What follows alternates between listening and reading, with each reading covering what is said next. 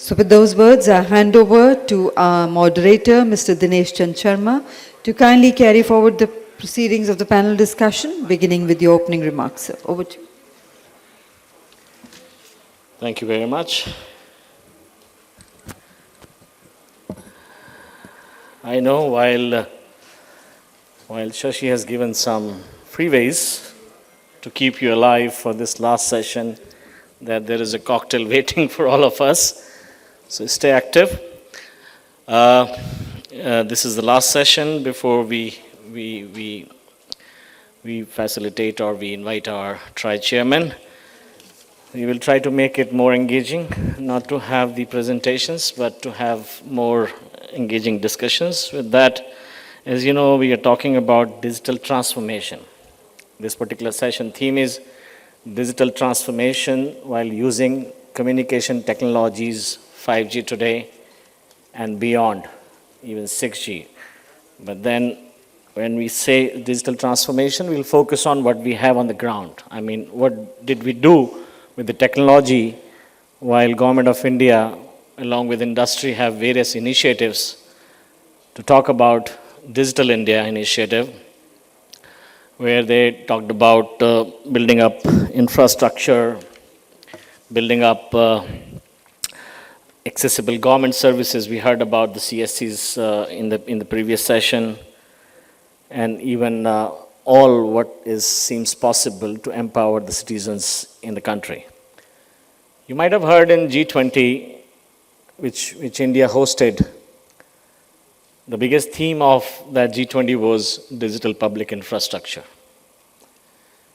We strongly promote it, and we have a reason to promote it, because India has done great when we talk about digital public infrastructure, be it Aadhaar, be it UPI, be it even the common service centers connecting the unconnected in the country, and even the 100 Smart Cities mission.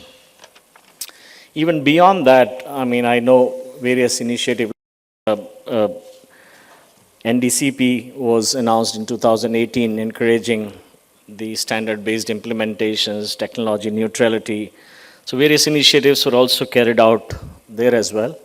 Even for smart manufacturing, for example, Samarth scheme was launched. So when you talk about digital public infrastructure or digital transformations, various government initiatives have taken place.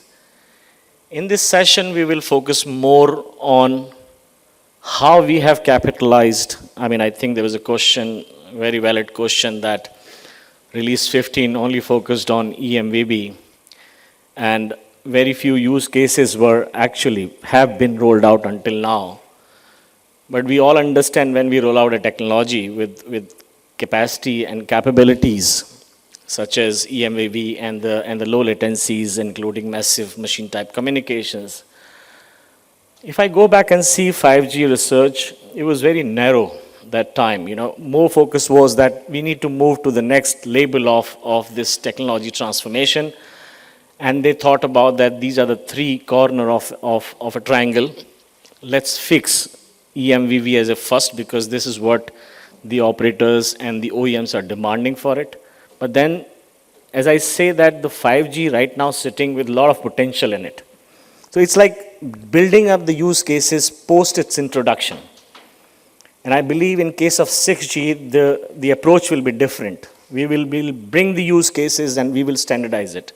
So effectively, when a lot has happened, we have eminent panelists coming from industry, and in this session, we will discuss with them what they have done on this digital transformation while representing their company, implementing these solutions and technologies in the country. To begin with, to make it start, I would request each of you for 3 to 5 minutes to talk about your organization and how your organization have contributed towards digital transformation in this country. So to begin with, I'll start with Manojji. So if you could share how your company has contributed in this journey of digital transformation, digital India, digital public infrastructure. Please, over to you, sir. Hello. Thank you, Dinesh. Namaste and good evening, ladies and gentlemen. I represent Nokia, and Nokia has played a very vital role in creating this DPI, because we all know that in all the DPI success, be it Aadhaar, be it UPI transactions, ONDC, and so many other digital services, e-locker, etc., I think the key underlying fabric is the network, and 4G has been the enabler. So it's hard to believe the success of DPI without the all-pervasive 4G network, and which is where Nokia played a very, very crucial role. I think in India, I think we command a market share of over 40-50%, and we are clear number one. So we have played our bit in the making the foundation of this DPI. And I think this is going to continue with 5G. Absolutely. Because what 4G did, 5G will actually only take it forward. If you look at the amount of traffic consumption which we are having today, so as per Nokia Ambit report, we are talking about 25 to 27 GB per capita per month kind of consumption, and this will grow to 70 plus by 2030. So, this will be possible only with 5G, because we'll soon run out of 4G capacities. So that's number one. The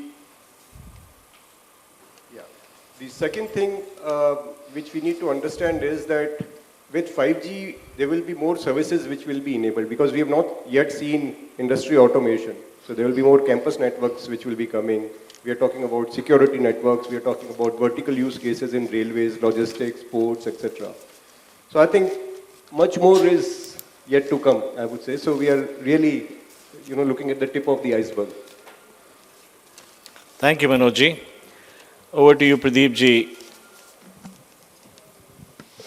Yeah, good afternoon, everybody. So Syniverse mainly operates in a space where we build bridges. We build bridges between operators for a variety of services, be it signaling, be it user traffic, be it messaging, and so on. In India, obviously, we also run, I think a lot of you might be familiar with this, we run the mobile number portability for operators. But I think predominantly headquartered in America, in the US, in Florida. Some of our products are really flagship products. For example, the IPX basically is a product that underpins most of our other network domain services.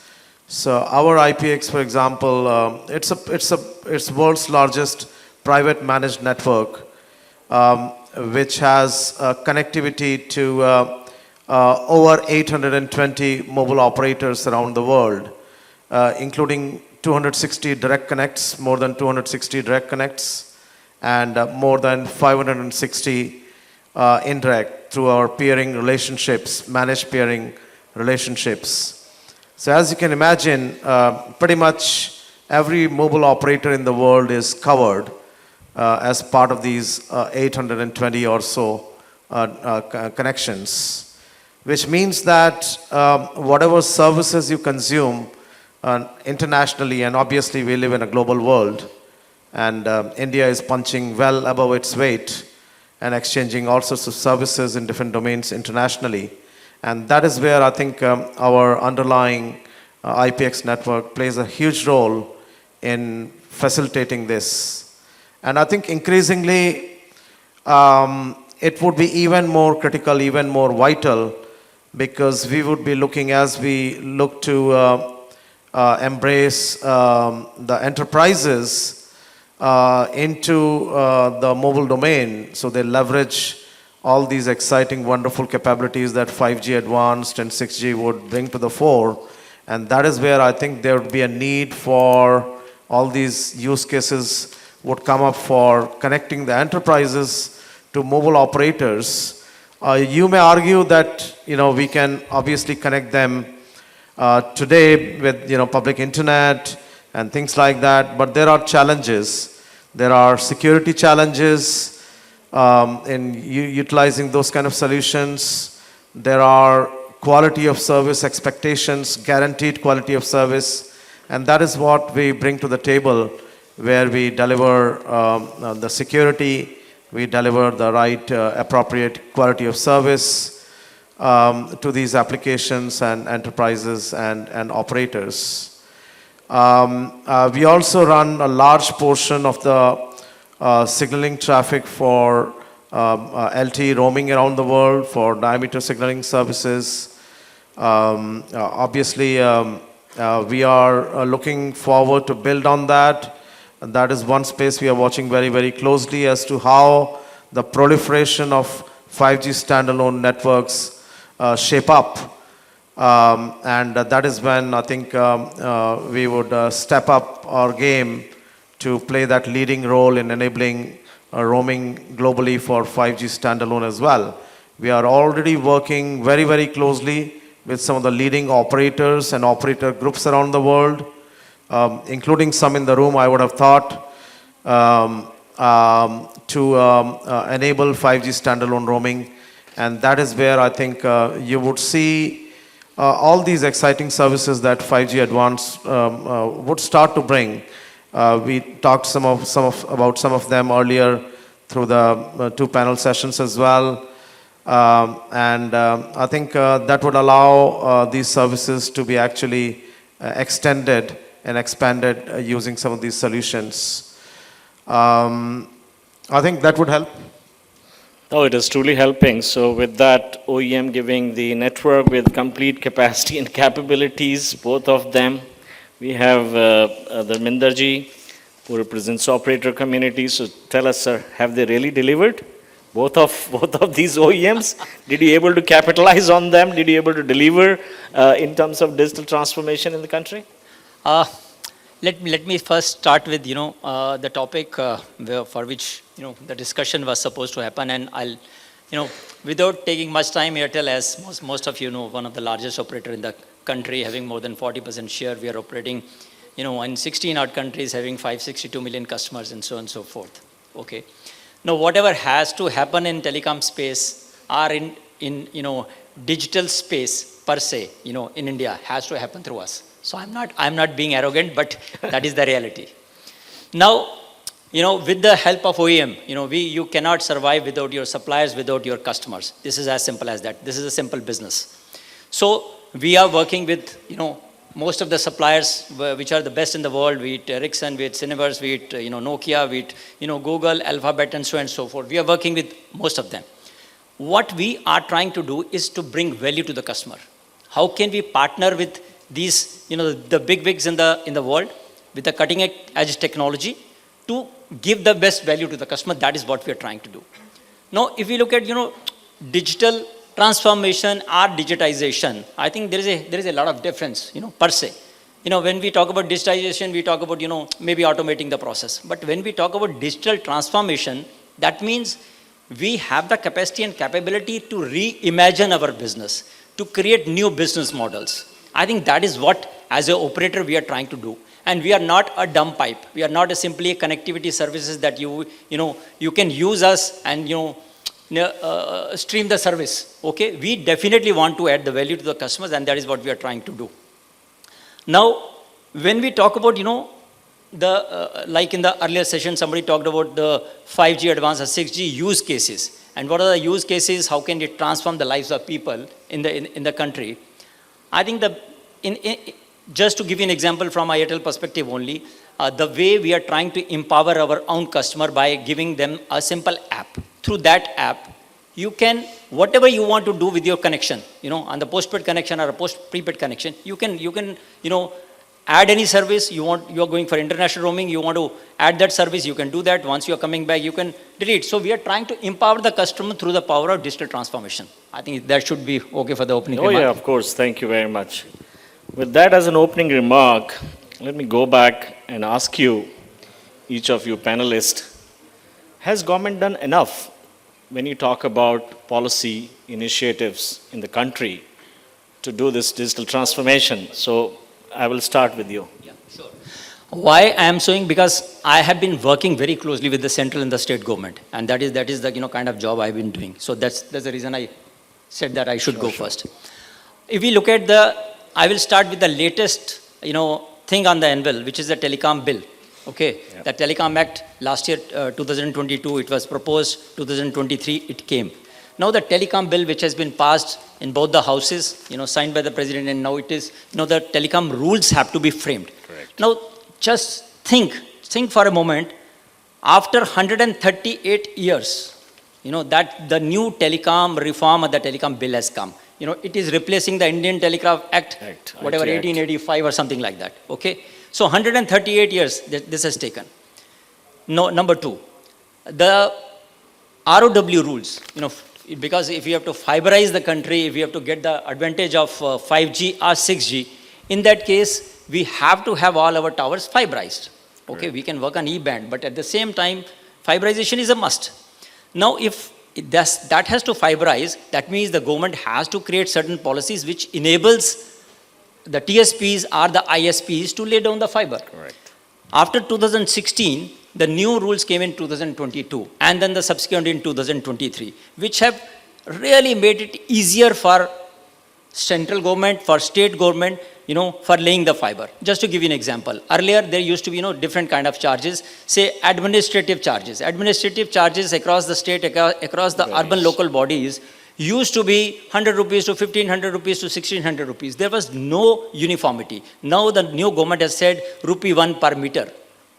I mean, first, the cost is reducing. Second, it's a uniformity across the board. Now the adoption at a state level or urban local body might be slightly tricky, at times. But having said that, no, that is, gone. Next comes, there used to be some exclusive rights given to certain operators on a property, which can be a government property. If I'm entering into an agreement, I can have an exclusive right to that property. Now just imagine that exclusivity is gone. Any TSP, any ISP can come and, deploy their network. So that is a huge respite. Nobody will have, customer will have a choice to choose between the operators. I think that is another good thing which has happened. Now, all these policies which the government is, just to give you another example, and now all the central ministries, most of the ministries where ROW comes into play, be it forest, be it roadways, National Highway or National Highway Authority of India, or MORTH, Ministry of Road Transport. All these central ministries have adopted the rules, which were really unheard of. Earlier we, as a TSP or ISP, we used to struggle to get the permissions from Forest Department. Now, I mean, I'm sharing one really, really good thing that in the Forest Department or in the Road Department, there is a review which happens every alternate month, just to see whether the ISPs or TSPs are getting the permissions or not. I mean, which was not heard of, say 3 years back, 5 years back. So these are the kind of changes which we have seen, and I'm really, really hopeful that with the formation of telecom rules, things are going to be much, much faster, much, much easier, because ultimately if the dream of digital India has to be realized, that will come through laying the foundation and building the digital infrastructure, which we, along with the OEMs, along with our suppliers, we are trying to build. Thank you. Thank you. Do you concur or you have some additional opinion about it? Yeah, I fully agree with what Darvinderji said. The intent of the government is for everyone to see. But what is good is that while they are sorting out the old existing bottlenecks, there is also an eye on the future. Right? So for example, we all know the role of AI, blockchain, all these next-gen technologies. So this government is prepared with DPDP Act, Yes. Privacy Act, so they are kind of preparing well in advance, which is so good to see. And there is another thing, so far India has been the consumer of technology. Correct. Right? The government has the ambition to now create the technology, and for which they are again putting a lot of weight on creating the regulation. Right? So creating the R&D ecosystem, for example, have the research developed, the standards. You would have heard about BHARAT 6G Alliance. Exactly. So all in all, I think the effort is to create the whole ecosystem. Regulation is just not for policing. It is also to create the very homogeneous and a harmonized ecosystem, Absolutely. which is so good to see. Good. Deepji. Yeah, so I think India is now doing wonderfully well, especially having missed the bus in 5G case.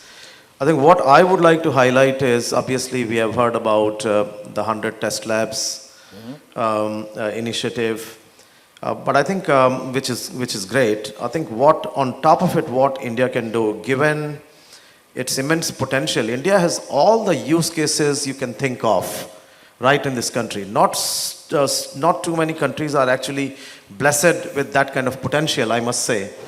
So I think what India can do is go beyond that and actually create a framework, an environment for adoption of the mobile technologies into those verticals and create actual use cases. Also on top of it, India can create actually a service creation environment. So how do you leverage these technologies and create services that are ready to be deployed in the market and ready to be embraced by these enterprises and different verticals?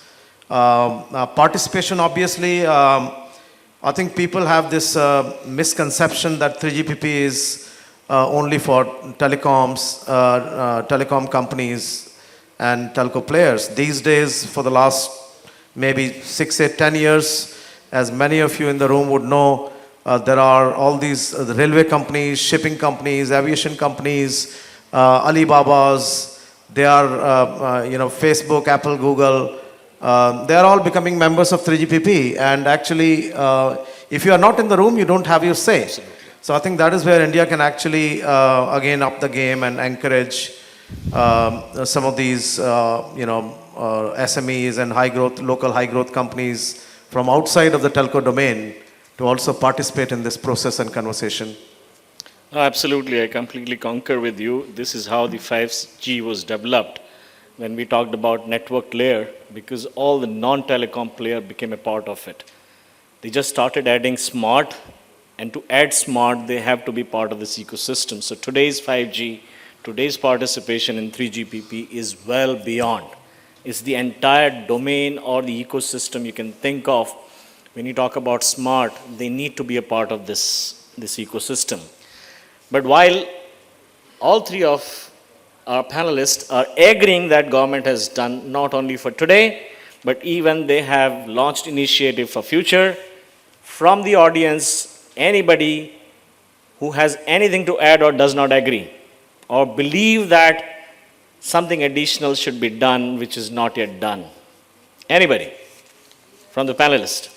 From the audience. Okay? Mike, please.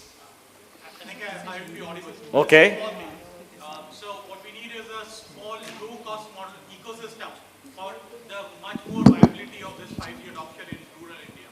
That's all I would say, because the handset, the devices that we are currently having in the market are a bit higher in the range to sustain this technology support.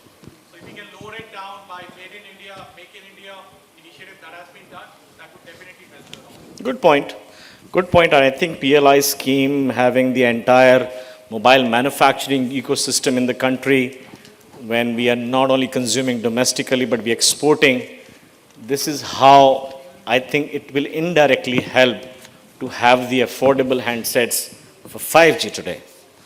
And you are right, in the hands of rural consumer, if you do not give them the technology in their hand, the whole purpose is defeated. Because when you have a country like 70% rural, the purpose is defeated. And that's why this presentation like Common Service Center was really good. I mean, they have really connected the unconnected villages, but probably we need to empower them more. Because today's Common Service Center, while capability exists, but Common Service Centers are doing very petty jobs, small jobs. Probably we need to strengthen them.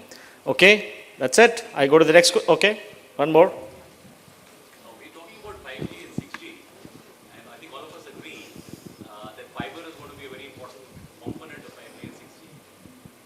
Unfortunately, without the involvement of the state government and the urban local bodies, this dream is never going to be reaching to any fructification. If you enter in any city, tier 3 or tier 4, even tier 2, the maze of fiber that you have is self-defeating. any JCB just comes across, cuts all the fiber, all the ISPs, everyone, all the fiber is gone. There are others concept of the utility duct, which I don't know, I've been in telecom for about 30 years plus. Why can't the highway authority have a utility duct running along with the highway? I think there are enough stakeholders who would be willing to invest and charge out of that. There are a lot of discussions and meetings happened in that, but somehow that really does not come in. And all these dream about, I can call it a dream because we will never reach 6G if we do not have fiber. Cost is one element of it, but putting it in the right direction is, I think, the most important aspect. No, I concur with you. Before I give it to our panelists, we have been fighting for ROW for many years, which is finally resolved.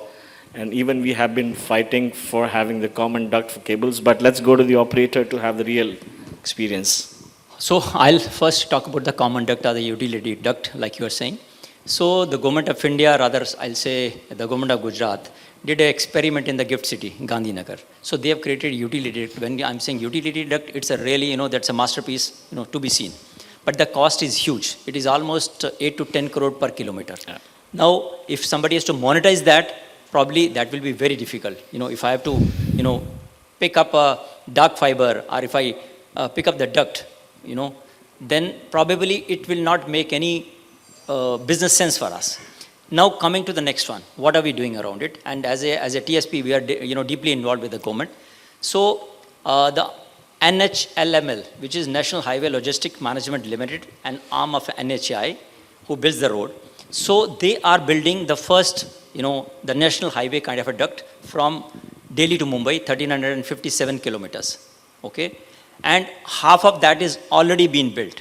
But here we are discussing only the fiber. It's not a utility duct where, even the gas or the electricity is going, but for sure, for building the digital infra, as I prefer to call them digital highways. So India definitely, the government, the present government is already thinking in those terms. So they have identified almost 24 odd routes comprising of 20,000 kilometers, and these are very, very important routes from Bangalore to Chennai, Bangalore, Hyderabad, and so on and so forth. Delhi, Mumbai is the first pilot they are doing.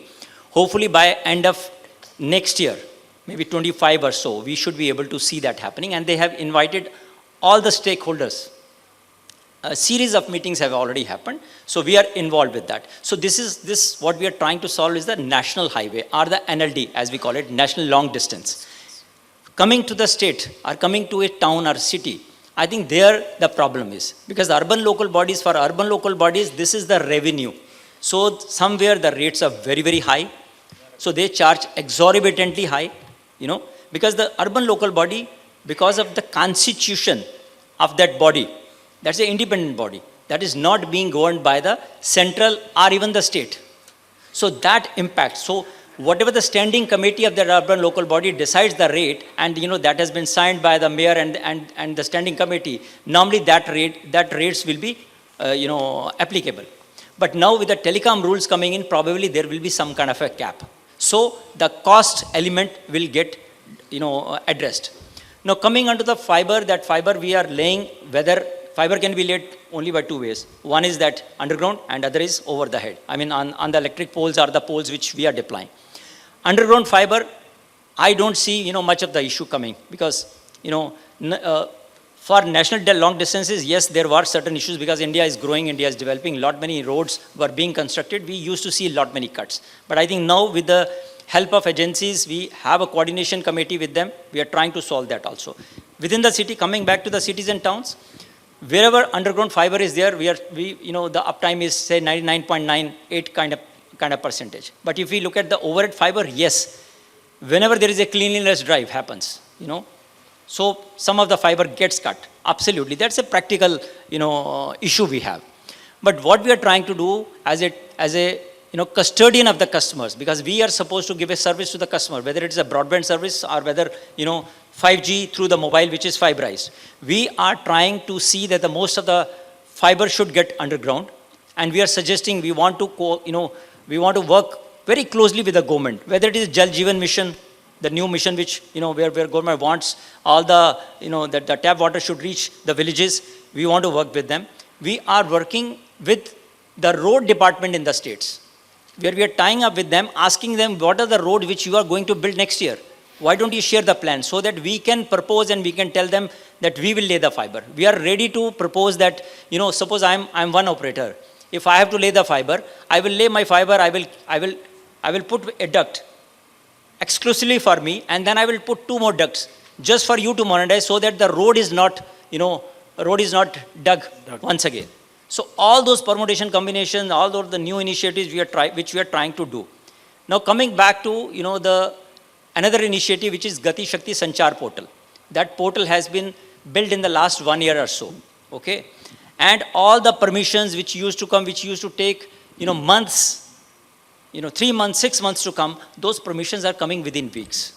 Now there is a transparency, there is a accountability on the government part, on the, on the state, state authorities as well. So why my applications are being rejected, if that is accepted within what time, even the time is being monitored. So that way we are really, really happy that, the government has been really supportive, but a lot needs to be done in terms of, common ducts, in terms of laying the fiber underground, whatever the fiber we have, over the head, I think that has to go underground. A lot of work still needs to be done.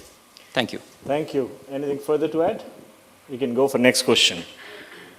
Let's talk about challenges. When we rolled out, or we are rolling out 5G technology in the country, would you like to highlight any challenges you have faced, be it spectrum, be it security, be it sustainability? 3 things I can think of. If you think that, yes, there is a challenge in rolling out this technology, what do you think the India should be prepared while addressing this challenge when we talk about research standardization and a 6G perspective? If there is a correlation. If there is no correlation, just highlight the challenge. I think in terms of challenges, one thing which comes to, and that's not India specific, is the fact that the synchronization between device availability and network availability has always been an issue. Okay. The network always arrives 2 years in advance and the devices keep flocking in later. I think that should be set right. I mean, we should not have a time lag of more than 6 months or 12 months for technology to really give you the returns. Okay. 5G, we also saw we had an issue with millimeter wave. I mean, millimeter wave was supposed to fulfill 5G's potential, but that couldn't quite happen because of the device ecosystem. Correct. It's still not there. Yeah. So these are the things which need to be sorted out. So that's one. Then on the regulation part, again, when you talk about 5G, the key component is the enterprises, the campus networks, and the CNPN guidelines, in my view, I think maybe they need a little bit of a relook just to ensure that we have wide adoption of private networks. Okay. And we see, industry automation, the latency-related use cases. I think that's one of the reasons why 5G monetization is taking time. Taking time. Good, thank you. Very well point. Any other challenge, please, Pradeep ji? Yes, I would say, generally speaking, I would bucket those challenges as, let us say, technology challenges, regulatory challenges, operational challenges, and business challenges. And you could think of a lot of things in each of these buckets. If you look at the regulatory challenges, for example, so obviously, so far our industry was mainly governed only by the telecoms related regulations. But now when these market verticals, all these enterprises, whether it is healthcare or manufacturing and agriculture and whatnot, when they are converging with the mobile, then I think it becomes a challenge if the regulatory frameworks are not aligned, because these industries on their own are huge. So we may tend to think that telecom industry is very, very big, but if you think of manufacturing, they are not underdogs by any measure, and likewise, healthcare and whatnot. So I think number one, the need to align the regulatory frameworks, and then obviously, how do you make the most of it? But I think the other challenge I see is, I think it was, let us say, a compromise. I spoke about it earlier, this non-standalone versus standalone thing. The operators are obviously deploying non-standalone, 5G non-standalone because it made business sense to them. There was no business case for standalone, so to say, at that point, and that is why they chose to go with the non-standalone, even though knowing very well that in the long run, standalone is the technology that will give them maximum leverage and benefit and whatnot. I think we will hit the same decision point, let us say fast forward 5, 6, 7 years in future. And that is my worry, although now we are saying that ITU and 3GPP are kind of inclined to, let us say, mandate with this one option only thinking, thought process. But who knows? I think when we hit the business, the real business compulsions, it may change. So I think, but then again, I think the cost add up in the long run. So I think how do we create that commercial framework that mobile operators can actually, it has to be win-win. We can't expect mobile operators to keep pumping in money on spectrum and networks and everything without seeing any avenues for monetization. Correct. No, I completely agree. I remember the discussions when they were creating the options around SA and NSA. I thought like, why so many options? But that time the thought was that how quickly and how easily the existing equipment can be upgraded or migrated to a next generation. But you are right. Today, when we look back, problem like roaming, which you highlighted from an SA point of view, is a big issue. But probably, which means when we develop a system, when we develop a technology from a standardization point of view, probably roaming need to be, from a day one, into it to make sure, create any options you're creating, but then make sure that the roaming part is also addressed. Please, Dharmendra ji. Yeah. So I'll just pick up your business and operational challenges, so to say. I think one of the issue which the gentleman sitting in front of me has already raised, I think availability of 5G handset. Although the new handsets which are coming, currently I think more than 15,000. The cost of the handset is more than 15,000.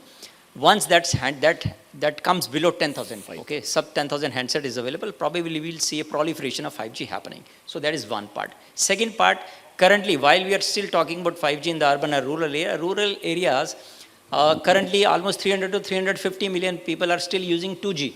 Forget about 3G or 4G or 5G. So that's a way far off, okay.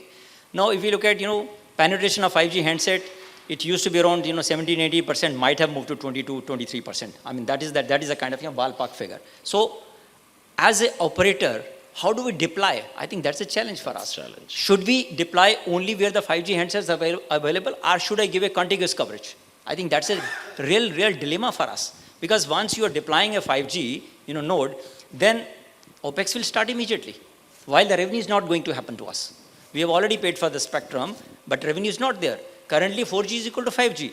We are not charging anything extra from the customer. I mean, these are the business challenges. Now, on the top of it, let's look at the operational challenges.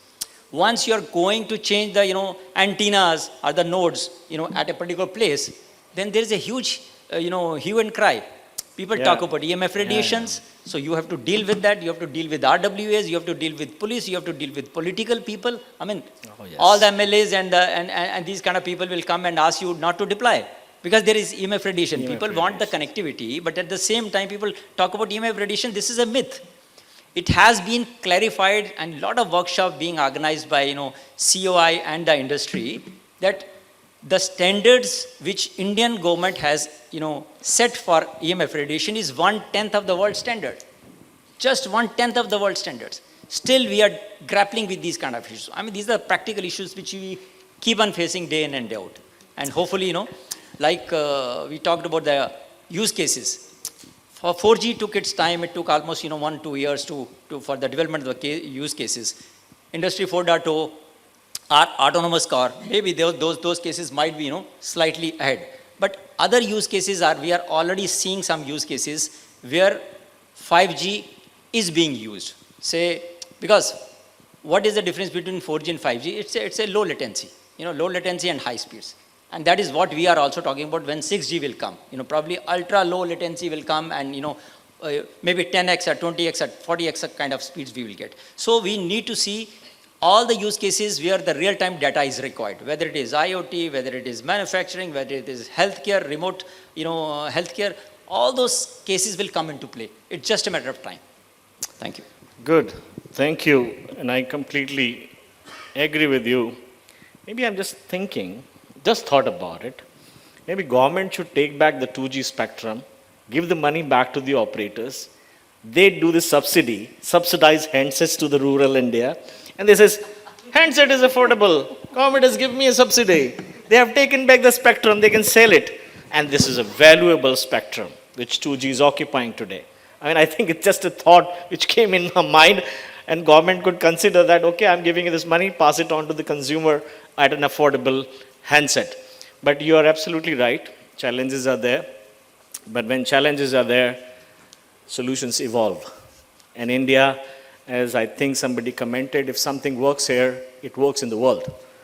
If something working in Europe or in America might not work here, but if something works here, which means it is suitable for the world. And that's why in the morning I was saying, you develop your research and innovation, you do a standardization, but don't do a standardization sitting in silos. Be a part of this bigger ecosystem. Even Mr. A.K. Mittal highlighted that even if one standard from India can become a part of 3GPP, it could be turned out to be 100 to 200 IPRs, and which becomes standard essential patents. So that is how we have to think. We should not think that what technology is suitable for us. We should believe that if it is suitable for us, it will become suitable for the world tomorrow. So start engaging, start participating, start contribution into it. With that, let me not ask these questions. I have many questions listed down, but let's ask questions from our audience. If you have any questions from the OEMs and the operator community, you have a chance. Last chance probably today. And if you don't have questions, I'll ask. Okay. How much time we have for the session? Sir, one of my fellow in the audience member had already discussed regarding the coverage part in the rural areas. I would like to add to it that the 5G connectivity as of now in the rural areas is only up to the extent to the villages which are surrounding the urban areas Panchayats, and village not into the panchayats. deep rural areas. When we are developing technology, which is 5G, and then we are going on to 6G, and we are talking it as an open source. I mean, it is a plug-and-play system, vendor neutral. So can't USOF or government body install some fixed asset or capex and do some infrastructure work hands-on when already fiber is there through BharatNet in all the Gram Panchayats? And in the previous session, Mr. Rohit Kumar was there. He was telling that CSE is giving all sort of help, whatever can be given. And it is there in 4.5 lakh villages. Yeah. So some infrastructure is already there. And this technology is vendor agnostic. So some shared infrastructure can be installed to ease on the capex expense of the operators, I suppose. It is, yes, exactly. That was the whole purpose of USOF, and that's the fund which operators contributed, and these infrastructure was built in the village panchayats, and these common service centers were rolled out. But let me not say it. Let other people, operator, I mean, I think, do you agree with it? The USOF fund, the meaning of that contribution and fund was for this I think purpose? USO fund has served its purpose. Yeah. So currently, if I talk from a population perspective, Airtel covers 99% of the population. Okay?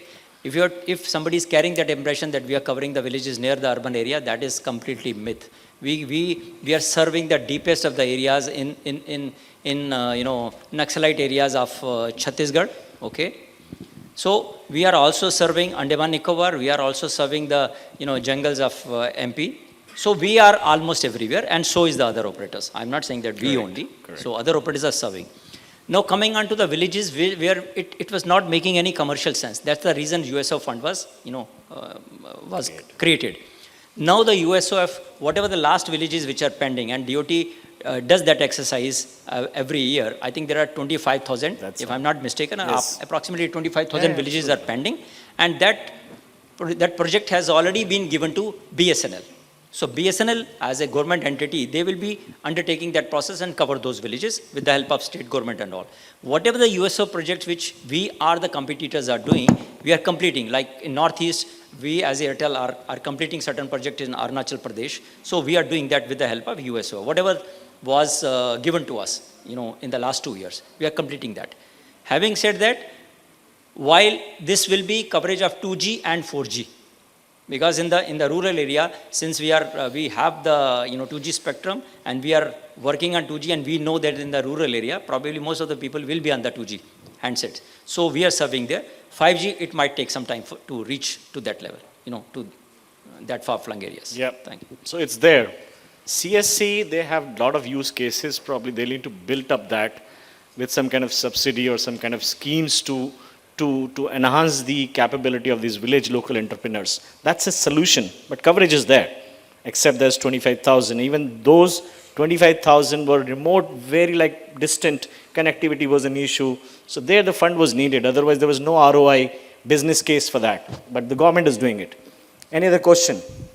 We have one more question to close it. All right, no questions. So maybe a last remark from each of you. What do you think could be an application or a use case for 6G research or pre-standardization at this stage? Can you think of any useful application today suitable for India, which will become suitable for the world? Can you just think of any use case or an application for 6G candidate? Okay. I'll actually start with how the technology is created. In the 5 generations, what we have done is we have created the technology and then we are grappling for finding the use cases. Killer application, I think there should be a paradigm shift. Absolutely. We should think about the use case and then create the technology. Technology should be a solution. Right? Absolutely. It should not be a challenge. You cannot be force-fitting the use cases. But having said that, I think one of the foundational pillars for 6G, every generation of the technology, when it comes, it is supposed to bring efficiencies, better performance, more efficiencies. I think that's given. But what's going to happen in 6G would be that there are some killer applications which will emerge. Of course, it's all going to take some time. I think one of the applications which strike the most is the sensing. Right? We call it as JCAS, Joint Communication and Sensing. Yeah. For a country like India, that makes perfect sense. So what it basically means is that network itself behaves like a sensor. Therefore, if I am actually, without carrying a mobile phone, without having any variable, my network can detect my position, my velocity, all the material properties. It can even detect my heartbeat. For a country like India, it makes perfect sense, especially if you go deep rural, for senior citizens, for example. Safety. You can predict a fall. You can predict their heartbeats. You can do all that health monitoring applications without the need of physical sensors. So I think cost-wise, business-wise, I think it makes perfect sense. Very I good. see sensing, especially rail safety, for example. Road safety, for example. Correct. Road safety, I see in a country like India, 12 accidental deaths per hour. Absolutely. That's staggering. Can that be avoided with the use of technology? I think maybe 6G can have some answers. Good. Thank you, sir. Pradeep Yeah, so I think, so here is a suggestion I would make to maybe TSDSI or the Indian standard organizations. So when we talked about the ITU framework for 2030, IMT 2030, obviously there are all these obvious ones and there are quite a few good ones which I mentioned as well, which are missing there. So they have added, for example, security and resilience, they have added coverage, they have added interoperability. These are now formally recognized as capabilities. One thing that is missing, and I think India can propose that and maybe take a lead on that, is to formally recognize another capability for domain integration. I do not see that mentioned anywhere in the ITU framework at the moment. And I think, and in my view, like coverage, like interoperability, that is very badly needed. Because for 6G to succeed, you would require all these, verticals. I keep emphasizing on that all the time. You require all these verticals not just to embrace 6G and mobile, but actually to do that in a win-win way so that they are successful as well. And for them to be successful, they need to resolve all the challenges. If you don't do that procedurally, basically through this framework model that ITU has is now moving to, you would be doing that patchwork job again in an ad hoc manner. So I think that is an opportunity for India to formally propose that to ITU. Yep, I think TSDSI is doing that job, but yes, it's a clear message we can give them strength, and they're contributing to ITU 2030. You have any, Dharmendraji? From a standard perspective, no, I won't comment, but from a use case perspective. Yeah, use case perspective, I think remote healthcare and education, which comes to my mind, looking at the, kind of population which is in the rural area. I think both the things, most of the, some of the startups, we have seen working with National Broadband Mission team, some of the startups have started working on those lines. Probably I would love to see, these use cases flourishing so that, India can progress. Good. I think we are done. If any, yeah, please. If you can just give me Yeah, please, sir. I think you mentioned about standards. I think that's one area where, as a nation, we must be very careful. I can give you the example of 3G. Yeah. We should not go towards fragmented standards. Absolutely. I think in 3G we had 3 migration paths. Europe went WCDMA Versus way, somebody went CDMA, EVDO way, China has its TDS CDMA way, and 3G could not live up to its potential. Absolutely. 4G corrected that. The reason was, one, harmonized global standards. Now, the risk is in today's geopolitical scenario, the fragmented standards It's very much. is a huge risk, and we must avoid. I think in the end, it should be the innovation who should be the winner. Absolutely not the. Your needs can be local, but eventually the standard has should to be global. It should be a technology, who should be winning. No, I completely agree. In the morning, there was a dedicated session. We talked about it. Innovation could be local, but standard has to be global. And when we talk about telecom or ICT, you cannot have local or a regional standard or a solution or a product, because the world is connected. It's a global economy. Even if you have a big population, big demand, but you cannot sustain a localized or regionalized solution. It has to be global, which means innovation has to go to the right platform, which is 3GPP. We have a higher risk in a new geopolitical scenarios, which means we need to have more and more partners. Let's not see standard from a geopolitical point of view. This is what I say. I mean, let's keep aside the standard work from a geopolitics. Everybody is doing good research. Everybody is developing good solutions. Everybody is participating in 3GPP.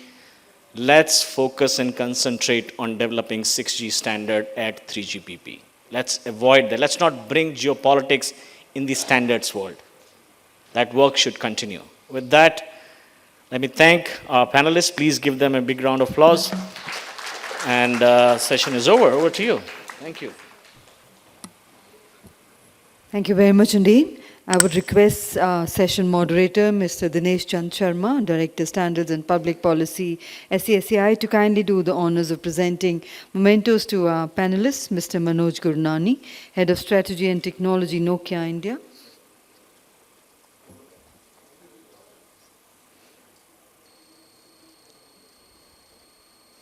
And to Mr. Dharmendra Khajuria, National Head Network Partnerships, Bharti Airtel.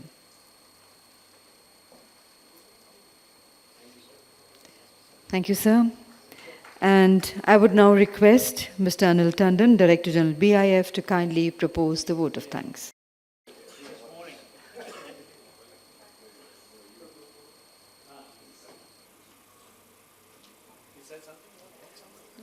There's vote of thanks after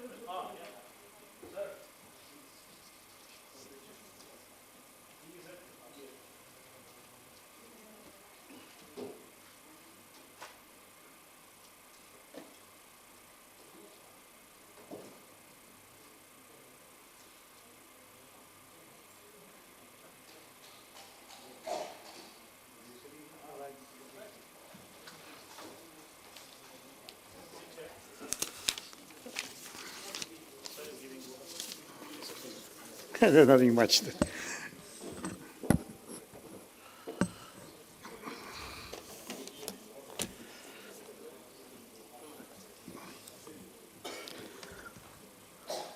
Okay, good evening, everybody. With the close of this last session of the conference, which focused on the digital transformation from 5G and beyond to 6G, we come to the end of a conference. It has provided us fresh views on the perspective of convergence, cross-sectoral growth, how the 5G would move into our 6G era standards, and all these aspects. In the morning session, we were honored by the Secretary Meti, Mr. Krishnan, who deputed for the Minister of State for IT, who could not come due to some sudden engagement from the official side. And then we had the Mr. Krishnan to give the keynote address. I think I want to thank all the panelists or the speakers who were there in the opening, in the inaugural session, which other than the secretary included with an introduction from by Mr. Ashwin Rana, Vice President BIF.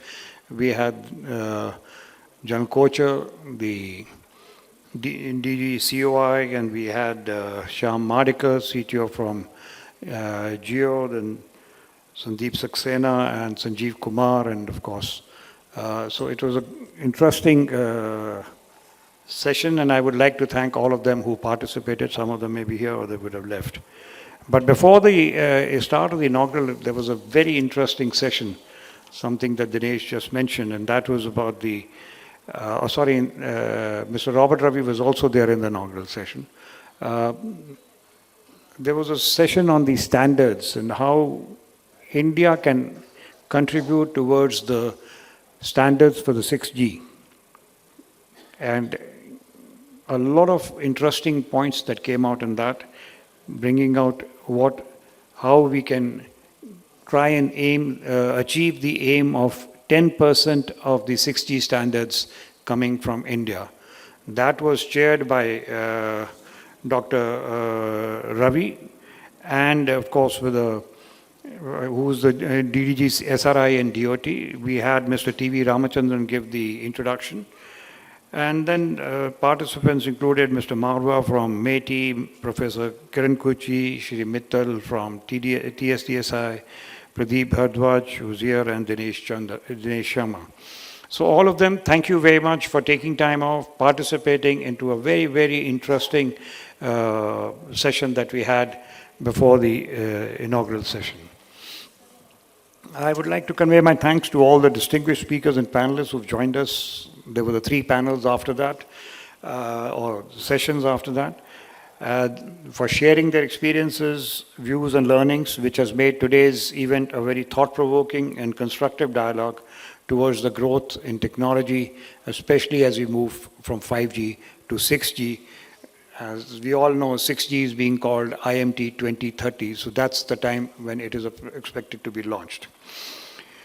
We also extend a thanks to all the delegates who participated with their presence to hear the experts and in asking some very interesting questions of the panelists. Our special thanks to sponsors and organizations supporting this event, without which it would not have been possible to gather and discuss the issues. Thanks to all those involved in the logistics of the event, and I think Mr. Ranjit Singh of Bharat Exhibition needs a special mention for his untiring efforts, and not to mention Shashidharan. In the end, I would like to, Mr. Shashidharan made an announcement just before the start of the last session, and I want to again draw your attention that day after tomorrow, 17th May, happens to be the World Telecommunication and Information Society Day, as earmarked by ITU. The theme set by ITU for this year is Digital Innovation for Sustainable Development. We'll be celebrating this year's World Telecommunication Day here this evening starting from 6 o'clock, and we have a lot of interesting senior people coming in for addressing for a short time, just about an hour, hour and a half, followed by networking dinner. I would request all of Mr. Lahotia is the chief guest for the evening, and other people joining in are Professor Kiran Kuchi, Shri Shakya, Shri Kishore Babu from ITU, Mr. Anil Jain, CEO, ECSC, Shri Manish Sinha, Member Finance DOT, and Professor Ave Karandikar, Secretary DST. So I would request all of you to stay back. I think maybe there's a tea break now. Thereafter, we reassemble around 6 o'clock for the gathering and the speeches for the World Telecommunication Day. Thank you very much once again for having taken your time off, participated in this, to the speakers, to the panelists, and to the delegates who are here. Thank you once again.